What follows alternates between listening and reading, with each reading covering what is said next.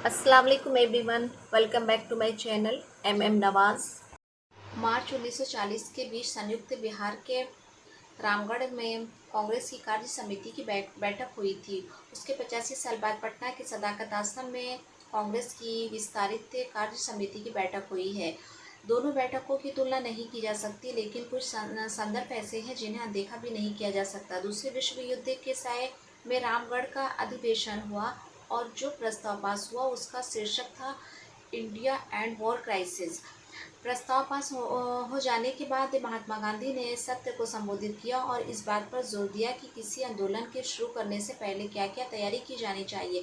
गांधी जी ने कहा था कि विश्व युद्ध के साथ साथ भारत की अपनी आंतरिक समस्याएं बहुत बड़ी है, उन पर भी जनता को ध्यान देने की ज़रूरत है। लेकिन रामगढ़ अधिवेशन को इसलिए याद किया जाता है कि इसी अधिवेशन में कांग्रेस पार्टी ने तय किया था कि संविधान सभा का गठन होगा और स्वतंत्र भारत के लिए एक संविधान तैयार किया जाएगा।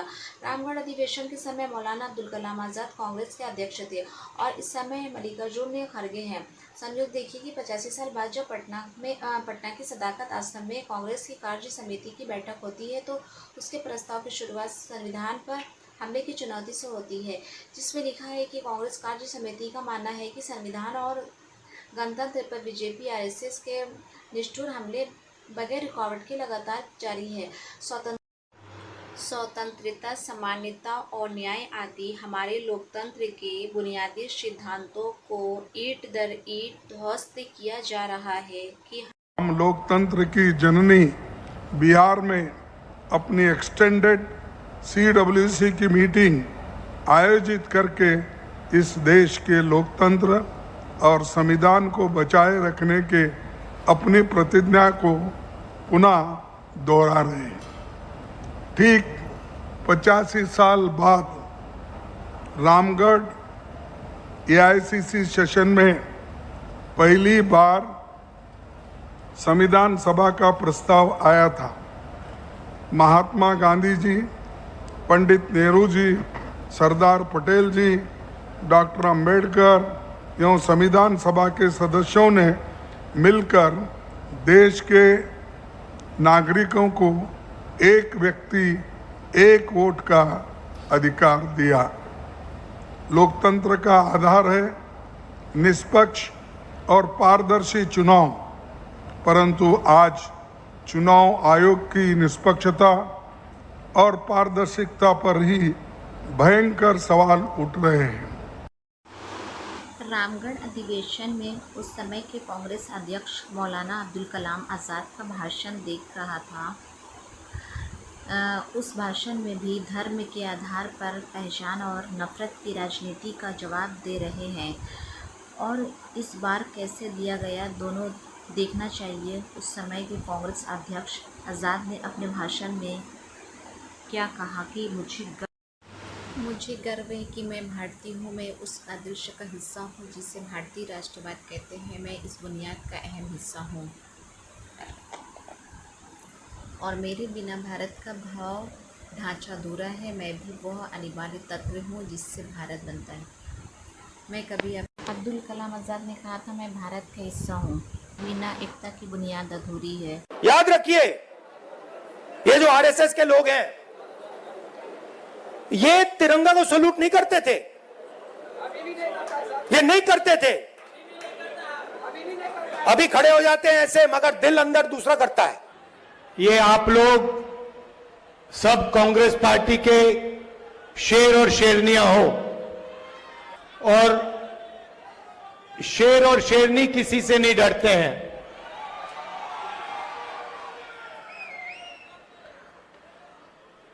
आप हमारी रीढ़ की हड्डी हो, कांग्रेस पार्टी की बैकबोन हो। आपके खून में, आपके DNA में कांग्रेस पार्टी की विचारधारा है और ये पूरे देश में विचारधारा की लड़ाई चल रही है। एक तरफ आरएसएस नफरत और हिंसा की विचारधारा, बांटने की विचारधारा, भाई को भाई से लड़ाने की विचारधारा, और दूसरी तरफ कांग्रेस पार्टी सत्य और अहिंसा की विचारधारा, जोड़ने की विचारधारा, नफरत मिटाने की विचारधारा, यह लड़ाई चल रही है और आप लोग सत्य और अहिंसा के सिपाही हो। राहुल गांधी जी ने जो वोट अधिकार यात्रा निकाली थी तेजस्वी जी के साथ, उस यात्रा को जो जनसमर्थन मिला वो अप्रत्याशित रहा। वोट अधिकार रैली मतलब जो गरीब है, दलित है, पिछड़ा है, अल्पसंख्यक है, वंचित है, उस कमजोर व्यक्ति का अगर कोई वोट चोरी कर रहा है, छीन रहा है, तो उस संवैधानिक अधिकार को जो हनन करना चाहते हैं, उन ताकतों के विरोध में ये यात्रा निकली थी और बहुत सफल यात्रा रही। बिहार में चुनाव बहुत दूर नहीं है और जो बदलाव की आहट पूरे प्रदेश में है वो हम लोग भी समझ रहे हैं और जान रहे हैं। इसलिए कांग्रेस पार्टी बहुत मजबूती से ये चुनाव लड़ने जा रही है और आपको गुजरात में हराएंगे इस बार। आप लिख के ले लो, लिख के ले लो, आपको ऑपोजिशन इंडिया गठबंधन गुजरात में हराने जा रहा है। एक विजन देना चाहते हैं जो हमारा विजन नहीं है, पार्टियों का विजन नहीं है, अति पिछड़ा समाज का विजन है।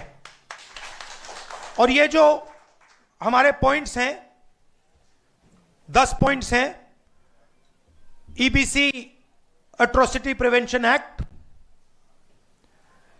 ईबीसी रिजर्वेशन लोकल बॉडी में जो 50% की सीलिंग है 9th शेड्यूल में उसे इंक्लूड करना, रिक्रूटमेंट में जो नॉट सूटेबल है उसे इलीगल कराना, 5वें नंबर पे डेडिकेटेड कमेटी, जो भी आपके मतलब समस्याएं हैं, ओवर अंडर इंक्लूजन की जो बात है उसको एक कमेटी देखे।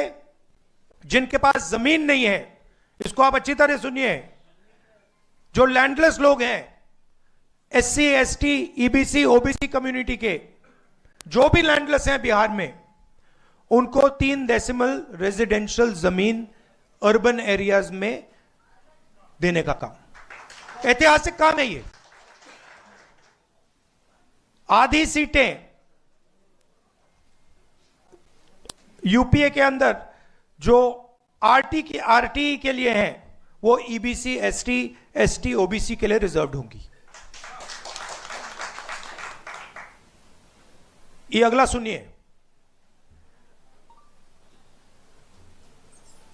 EBC, SC, ST, OBC के लिए गवर्नमेंट कॉन्ट्रैक्ट्स में 25 करोड़ के जो कॉन्ट्रैक्ट्स हैं उसमें 50% रिजर्वेशन।